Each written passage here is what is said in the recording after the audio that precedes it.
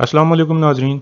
पिछली किस्त के एंड पर आपने देखा कि अर्तुल किले के कैदखाने में मौजूद था और किले के सिपाहियों को मार रहा था, जबकि दुंदार ने हथकड़ी की चाबी हासिल कर ली थी। इस किस्त के आगाज में अर्तुल बाकी कुछ सिपाहियों का भी खात्मा कर देता है और अंदर दुंदार के पास पहुंच जाता है। दुंदार आज़ाद हो चुका था। दुंदार कहता है, भाई आप यहाँ क्यों आए हैं? मुझे मर जाना चाहिए था। अर्तुल कहता है, तुम जानते हो कि हम अपने किसी आदमी को पीछे नहीं छोड़ते। दुंदार कहता है, मेरी वजह से इतने सिपाही शहीद हो गए हैं, मैं जिंदा रहने का हकदार नहीं हूँ। अर्तुल कहता है, ये इन बातों का वक्त नहीं है दुंदार, हम कबीले जाकर इस मामले को देख लेंगे। फिर वो दुंदार को उठाकर बाहर की तरफ चल पड़ते हैं।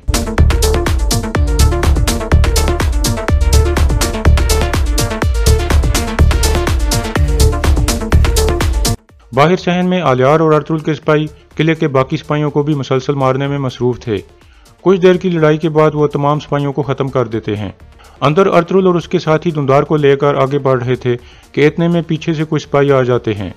अर्तुल कहता है, दुमरुल तुम दुंदार को यहाँ से ले जाओ, हम इनको देख लेते हैं। इसके बाद अर्तुल और तुर्गत दोनों मिलकर उन सिपाहियों से लड़ने लगते हैं।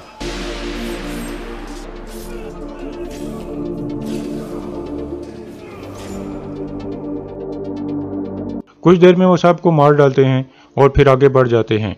थोड़ी देर बाद उराल भी कुछ सिपाहियों के साथ कैदखाने में पहुंच जाता है, लेकिन दुंदार को गायब देखकर शदीद गुस्से में आ जाता है।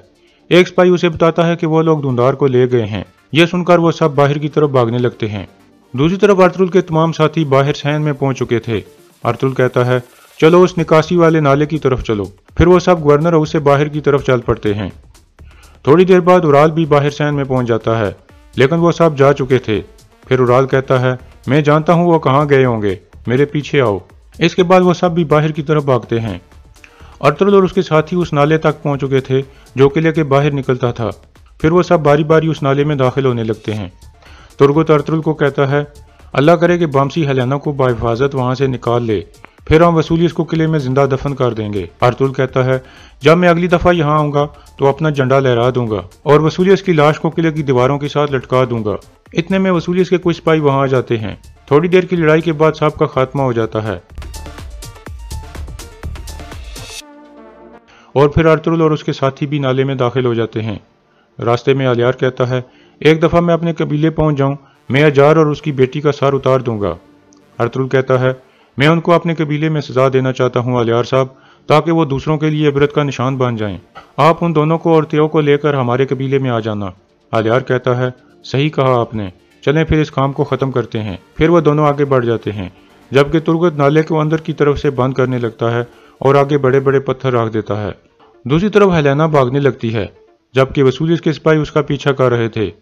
थोड़ी देर में वो हेलेना के पास पहुंच जाते हैं और उसे चारों तरफ से घेर लेते हैं। एक सिपाही कहता है, आप हमसे क्यों भाग रही हैं? इतने में बामसी वहां पहुंच जाता है। हेलेना उसे देखकर बहुत खुश हो जाती है।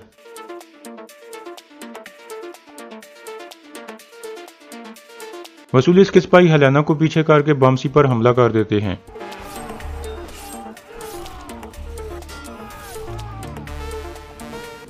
इस तरह बामसी उन सब को खत्म कर देता है।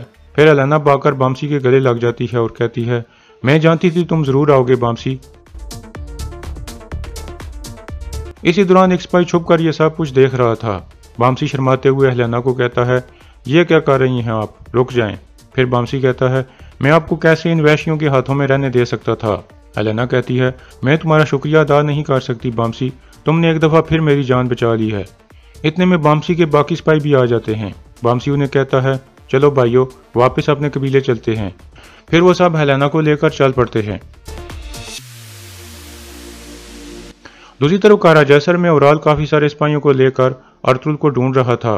फिर वो उस निकासी वाले नाले के करीब पहुंच जाता है और कहता है, लानत हो, वो भाग गए हैं। फिर वो सिपाहियों को कहता है, फौरन उनके पीछे जाओ। एक सिपाही नाले के अंदर घुस जाता है। कुछ देर बाद वो वापस आकर उराल को बताता है कि उन्होंने पत्थर रखकर सुराख बंद कर दिया है। हम यहाँ से उनका ताकुब नहीं कर सकते। यह सुनकर उराल सख्त गुस्से में आ जाता है और कहता है, अर्तुल, मैं तुम्हारी नस्ल मिटा दूंगा। तुम्हारी वालदा, तुम्हारी बीवी और तुम्हारे बच्चे के सामने मैं तुम्हारी जान लूंगा। मैं तुम सबको मार दूंगा अर्तुल। काई कबीले में आयमा खातून मरकजी खेमे के बाहर बैठकर अपने बेटों का इंतजार कर रही थीं और अल्लाह से दुआ मांगती हैं, या अल्लाह मेरे बच्चों के लिए काम आसान कर दे और उन्हें सही सलामत यहाँ पहुँचा दे। दूसरी तरफ कारा जैसर में वसूलियत वापस गवर्नर हाउस में पहुंच जाता है और वहां हर तरफ लाशें देखकर हैरान परेशान हो जाता है। फिर वो शदीद गुस्से में कमांडर को आवाजें देने लगता है। कुछ देर में कमांडर निकलकर बाहर आ जाता है।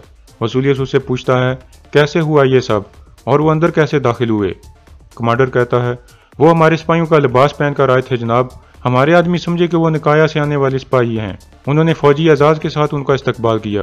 वसूलियत कहता है, वाह, ये वो किला है जो अपने दुश्मनों को गले लगाता है और अपने दुश्मनों को पहचानता ही नहीं। फिर वसूलियत उससे पूछता है, बड़ा कमांडर कहाँ है?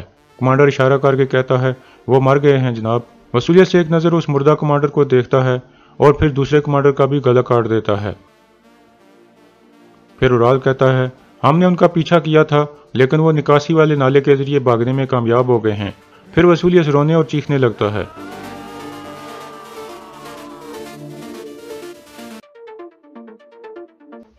काई कबीले में बामसी वापस पहुंच चुका था और हाइमा खातून के पास जाकर कहता है, हाइमा वालदा, मैं आपके लिए एक मेहमान लाया हूं।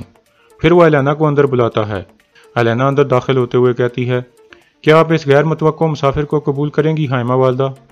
हाइमा खातून कहती हैं, खुश आमदीद बेटी। एलेना उनका हाथ चूमती है।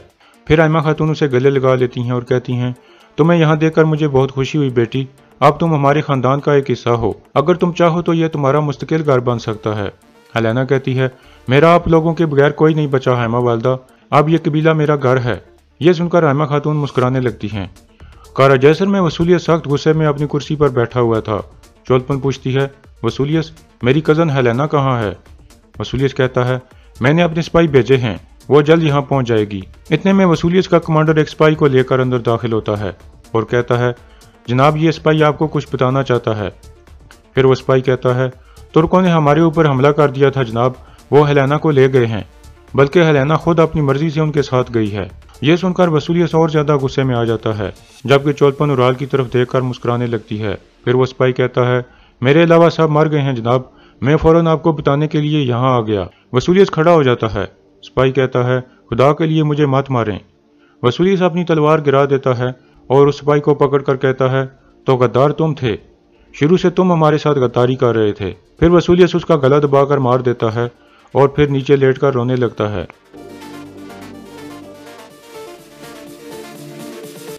दूसरी तरफ काय कबीले में कबीले के ढोल बजने लगते हैं। अर्तुल और उसके साथी वापस पहुंच चुके थे। कबीले के लोग अर्तुल साहब जिंदाबाद के नारे लगाने लगते हैं।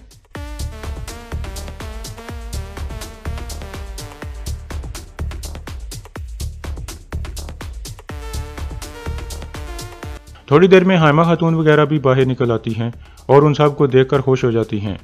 धुंधार घोड़े से उतरकर अपनी वालदा के पास आ जाता है और वो दोनों गले मिलते हैं। फिर हाइमा खातून अर्तुल को कहती हैं, तुमने धुंधार को सही सलामत लाकर मुझे बहुत खुश कर दिया है बेटा। अल्लाह का शुक्र है कि मुझे तुम जैसा बेटा मिला है। इतने में बानो जिजिक भी अंदर से आ जाती है। धुंधार उसके सामने जाकर कहता है, मुझे माफ़ कर दें बाजी, मुझे माफ़ कर दें। बानो जिजिक कहती है, जब दुआन बर्फ की तरह ठंडा होकर ज़मीन में दफन हो चुका है तो अब मैं कैसे माफ़ कर दूं? अब आप मुझे बताओ धुंधार साहब, क्या वो अपने बच्चे को कभी देख पाएगा? क्या वो दोबारा मेरे खेमे में आ सकेगा? ये कहकर बानो वापस खेमे की तरफ चली जाती है और धुंधार की आंखों में आंसू आ जाते हैं। हाइमा खातून उसे दिलासा देती हैं। फिर अर्तुल साहब से मुखातिब होकर कहता है, कबीले के भाइयों और बहनों, आप लोगों का शुक्रिया कि आपने अपने बेटों और अपने खावनों को जंग पर भेजा। हम कबीले के लिए फतह लाए हैं, लेकिन अभी भी हम गम में हैं। हम तब तक नहीं रुकेंगे जब तक कारा जैसर किले पर अपना झंडा नहीं गाड़ देते। अल्लाह हमारा ये पाक मकसद पूरा करे या हमें शहादत नसीब करे। सब लोग अल्लाह अकबर के नारे लगाने लगते हैं। दूसरी तरफ जावेदार कबीले में अलियार और कुतलूजा अजार के पास पहुंचते हैं। अलियार कहता है, तुम्हारे लिए एक अच्छी खबर है अजार, हमने धुंधार साहब को बचा लिया है। अब सिर्फ तुम और तुम्हारी गद्दारी बची है। अजार कहता है, मैंने किसी के साथ गद्दारी नहीं की। अलियार कहता है, तुम्हारी बेटी एतराफ़ कर चुकी है। उसने हमें सब कुछ बता दिया है कि कैसे तुम दोनों ने मिलकर ये खेल खेला और कैसे तुमने फौरन उराल तक खबर पहुंचाई अजार कहता है, यह झूठ है, गुनेली ने तशद्दुद से बचने के लिए ऐसा किया है। तुम जालिम इंसान हो आलियार। आलियार कहता है, कल तुम मर जाओगे अजार। फिर आलियार कुतलूजा को इशारा करता है। कुतलूजा अजार को मुक्का मारकर बेहोश कर देता है और फिर आलियार बाहर निकल जाता है। काय कबीले में आयमा खातून धुंधार के जख्मों पर मरहम लगा रही थीं और कहती हैं, मेरे दोनों बेटे सही सलामत हैं, अब मैं सुकून से मर सकती हूँ। फिर वो धुंधार को कहती हैं, उन्होंने कितना तशद्दुद किया है तुम्हारे ऊपर बेटा।